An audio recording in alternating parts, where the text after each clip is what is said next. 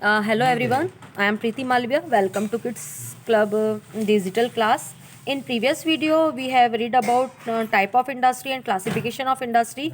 We have classified in three different ways depending on size, raw material, and used ownership.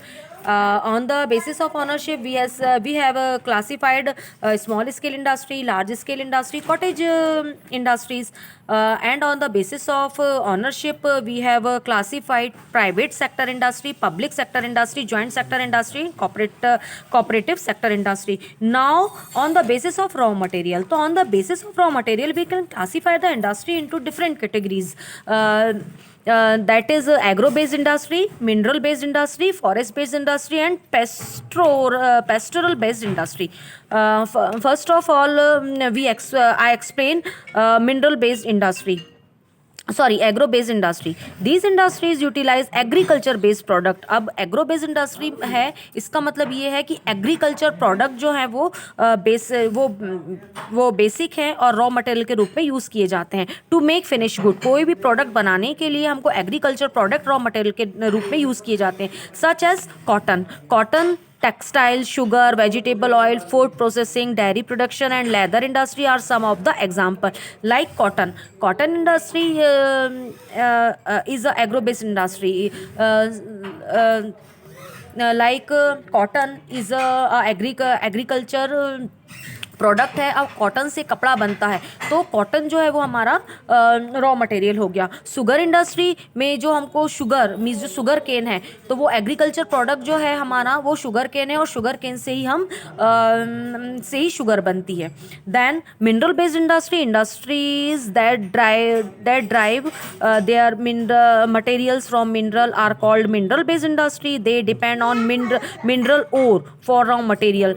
Mineral ores जो है वो raw material के रूप में use किया जाता है. These industries work as the feeder to other industry. और ये इंडस्ट्रीज हैं, ये दूसरी इंडस्ट्रियों के लिए एक फीडर वर्कर हैं. For example iron and steel industry is considered as basic industry because it provides base of the other industry such as heavy machinery, building material and railway coaches, manufacturing industry. अब जैसे यहाँ पर जो mineral based industry है, like iron and steel industry is considered as the basic industry because it provide base to other industry. दूसरी industry का भी ये बेस होती है, जैसे कि हैवी मशीन्स है, बिल्डिंग में materials and railway coaches, manufacturing industry.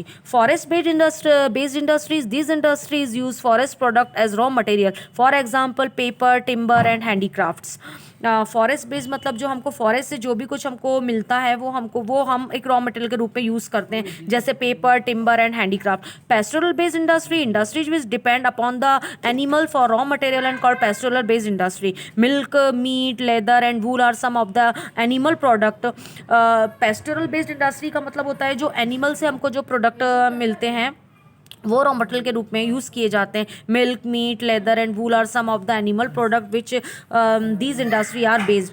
Marine based industry, sea oceans provide raw material to marine based industries processing seafood, manufacturing fish oil etc are marine based industry. Factor affecting location of industries. अब industry की location के लिए, industry को setup करने के लिए, setup करने के लिए कौन कौन से फैक्टर्स की नीड होती है. The development of industry depend on the number of factors. Such factor as, अब यहाँ पर हम देखते हैं कि कौन कौन से फैक्टर्स की हमको नीड होती है, जैसे such as raw material and power resource. हमको रॉ मटेरियल की नीड होती है. पावर रिसोर्स मीन्स इलेक्ट्रिसिटी वगैरह जो है उनकी हमको नीड होती है. लैंड एंड कैपिटल और फाइनेंस. कैपिटल, लैंड मतलब ज़मीन की हमको ज़रूरत पड़ती है. कैपिटल मीन्स हमको मनी का नीड होता है कोई भी इंडस्ट्री को सेटअप करने के लिए. Then cheap and efficient labour. हमको कोई भी वहाँ इंडस्ट्री के लिए हमको लेबर की ज़रूरत होती है, and this is a important factor. और developed system of transport. Then जब कोई भी सामान जब है, कोई प्रोडक्शन जब किसी चीज़ का हो जाता है, तो हमको उसको मार्केट तक लाने के लिए ट्रांसपोर्ट नेटवर्क की ज़रूरत होती है. लोकेशन ऑफ मार्केट की location, processing of raw material, distribution करने के लिए हमको सामान का डिस्ट्रीब्यूशन करने के लिए हमको मार्केट की नीड्स होती है. Government policies, these determine which part of the country that state needs to develop and accordingly development to encourage those area.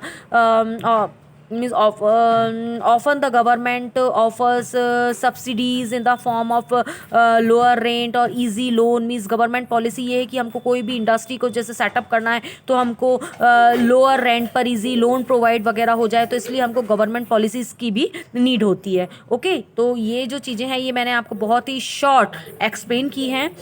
Now industrial region.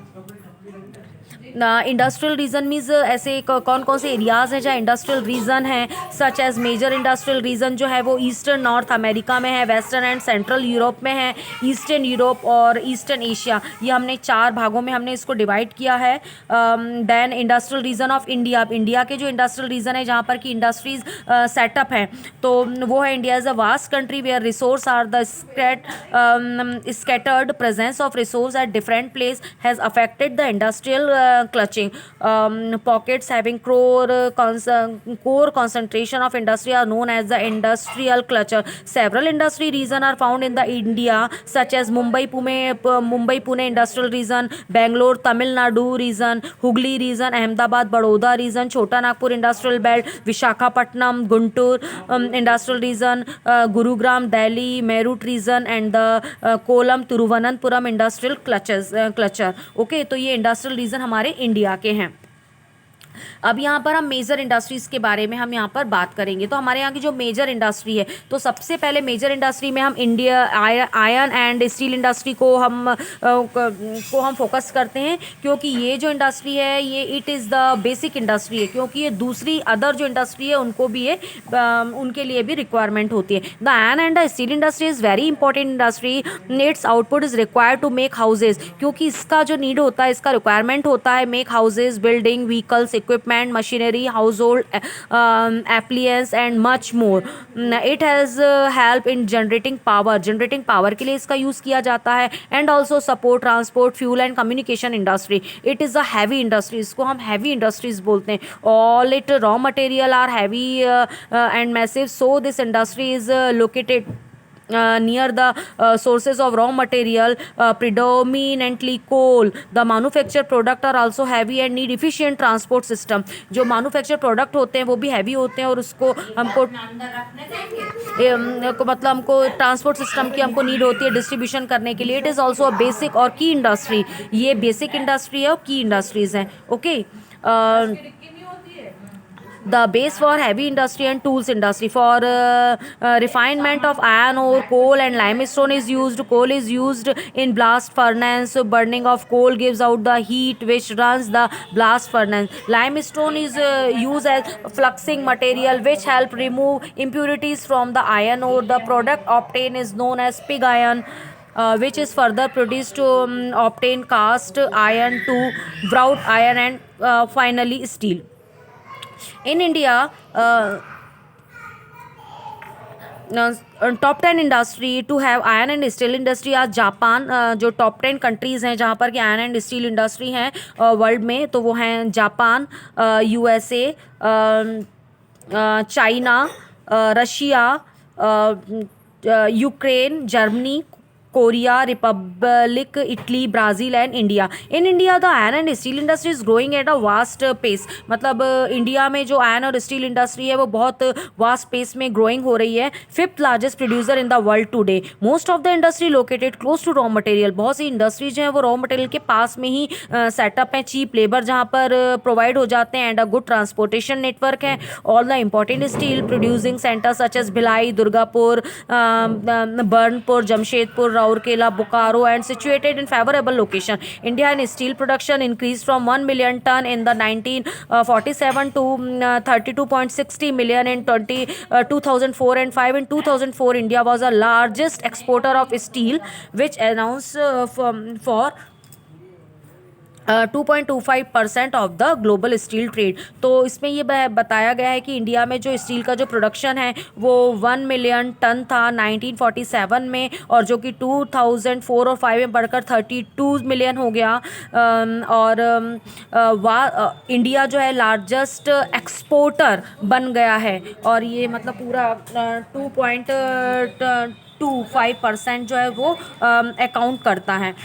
Next is the Textile industry use both natural fiber and synthetic fiber as the basic raw materials. जो textile industry हमको fibre और synthetic fibre ये basic raw material के रूप में हमको provide करती है. Natural fibre such as cotton, wool, jute, flax and silk obtain their raw material from plant and animal. Synthetic fibre such as rayon and जो synthetic fibre है वो रेयन है, नायलॉन है, obtain their raw material from the chemical. The textile industry convert both natural and synthetic fiber into yarn, cloth, etc. for use in the manufacturing of clothing, upholstery, bedding, curtains, rugs and carpet, household linen, etc. Then we next we I explain about sugar industry. Thank you.